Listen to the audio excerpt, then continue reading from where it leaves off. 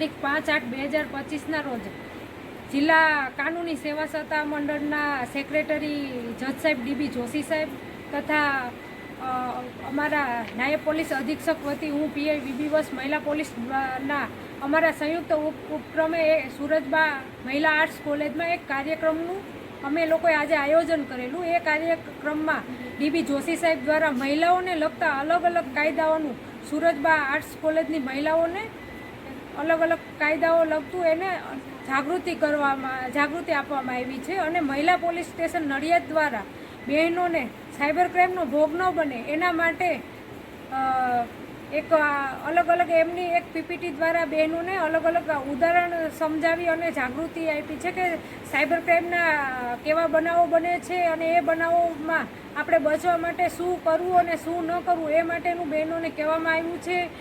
જિલ્લા કોર્ટના આપણા કાનૂની સેવા સત્તા મંડળ દ્વારા મહિલાઓને લગત અલગ અલગ કાયદાઓનું ખૂબ સારું અને વ્યવસ્થિત જોશી સાહેબ દ્વારા માર્ગદર્શન આપવામાં આવેલું છે। મારું નામ તળપદા સેજલ છે। હું મહિલા આર્ટ્સ કોલેજમાં અભ્યાસ કરું છું। આજે અમારી સુરજબા મહિલા આર્ટ્સ કોલેજ નડિયાદ ખાતે નારી વંદના સપ્તાહની ઉજવણી કરવામાં આવી, જેમાં જિલ્લા કાનૂની સેવા સત્તા મંડળ નડિયાદના ડીબી જોશી સાહેબના અધ્યક્ષ સ્થાને અને મહિલા પોલીસ ઇન્સ્પેક્ટર વીબી વશ મેડમની વિશેષ ઉપસ્થિતિમાં સાયબર ક્રાઇમ અવેરનેસ અને લીગલ અવેરનેસ કાર્યક્રમ યોજાયો। આ કાર્યક્રમમાં મહાનુભાવો દ્વારા અમૂલ્ય સાયબર ક્રાઇમ અવેરનેસ અને મહિલાઓને લગતા કાયદાઓ તથા મફત અને સક્ષમ કાનૂની સહાય વિશે વિસ્તૃત માહિતી આપવામાં આવેલ છે, જે અમારા માટે ખૂબ જ ઉપયોગી અને સહાયરૂપ છે, જે બદલ અમે સૌનો આભાર માનીએ છીએ। હું મહિલા આર્ટ્સ કોલેજમાં અભ્યાસ કરું છું।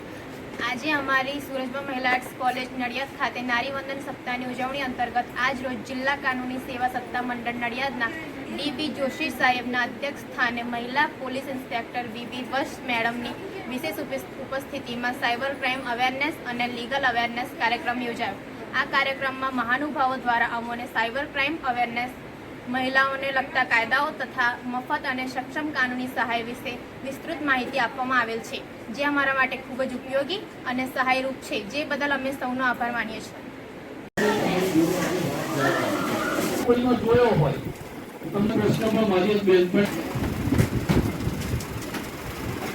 તમને સંકોચ થાય તો આવી ઠીક છે, તમે બીજા કોઈનો પ્રશ્ન જાણતા હો કે તમારી કોઈ બહેનપણી છે, તમારા ફળિયામાં, તમારી સોસાયટીમાં, તમારા પરિવારમાં, તમારા કોઈ સગા ગોંડલ રહે છે, ત્યાં કોઈ પણ પ્રશ્ન માંગે છે કે તમે આવી રીતના પકડાણા છો, કાં કોઈ પણ કોઈના માતા પિતાઓ એને એવું કે તમારો છોકરો આજે ડ્રગ્સ કે ગાંજા સાથે પકડાણો છે, તો અમારા સિનિયર અધિકારી તો એવું કે સ્કાઈપ એપ્લિકેશન ડાઉનલોડ કરાવી અને યુનિફોર્મ મેં જેવો પહેર્યો છે ને એવો જ પોલીસ જેવો યુનિફોર્મ પહેર્યો છે, એવી રીતના તમને એવી રીતના કહે છે કે તમારું આ પકડાણું છે, એવી રીતના કે હું સીબીઆઈ માંથી બોલું છું, એનસીબી માંથી માટેની એક એડ ચલાવવામાં આવે, એમાં અલગ અલગ ટ્રેનિંગ અને અલગ અલગ એના ટેલિગ્રામ ગ્રુપ હોય એમાં તમને જોઈન કરવામાં આવે છે।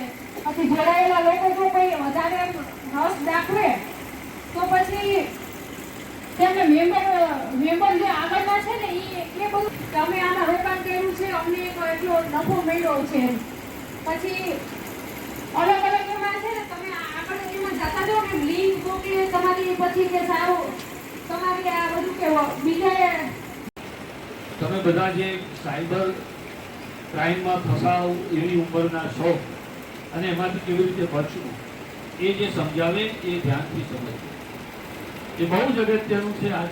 અને એટલે તમે બહાર જે ચોરી થાય રોડ ઉપરથી તમારું પાર્કિંગ ચોરાઈ જાય ને થોડું ખેંચાઈ જાય એ ઓછું થાય છે ને અત્યારે જે સમજાવશે તે વધારે થાય। સાયબર ક્રાઇમ સાહેબ તમને કાયદાનું જ્ઞાન આપશે એમાં શું શું થઈ શકે, અને પછી અમે સૌ ભાઈઓ નીકળી જઈએ બેન થોડા તમને આમ ડર લાગે એવા લાગે પૂછી લેજો, વાંધો નહીં। આ મફત કાનૂની સહાય મેળવવા માટે શું કરવું પડે? ઓનલાઈન પણ પોર્ટલ છે, 15-100 નંબર પર ફોન કરી શકાય, ઓનલાઈન એપ્લાય પણ કરી શકાય છે। સાયબર માટે તમને કાનૂની સહાય મળી શકે। તમારે એમાં કોઈ પણ વ્યક્તિ એમાં કોઈ પૈસા ચૂકવવાના નથી, કોર્ટ ફી નહીં, વકીલ ફી નહીં, કોર્ટ ફી કોઈક સંજોગોમાં ભરવી પડે જ્યાં કાયદાનું પ્રોવિઝન હોય છે. અને આનો ફાયદો એ થઈ ગયો છે જે વ્યક્તિઓ એનો ઉપયોગ કરી રહ્યા છે, તો એની આર્થિક ક્ષમતા ન હોવાના કારણે એને કોઈ એવી સામાજિક કે બીજી મુશ્કેલીઓ. લીગલ સર્વિસ ઓથોરિટી એક્ટ બન્યો, એના આધારે નાલસા એટલે નેશનલ લીગલ સર્વિસ ઓથોરિટીનું ગઠન થયું.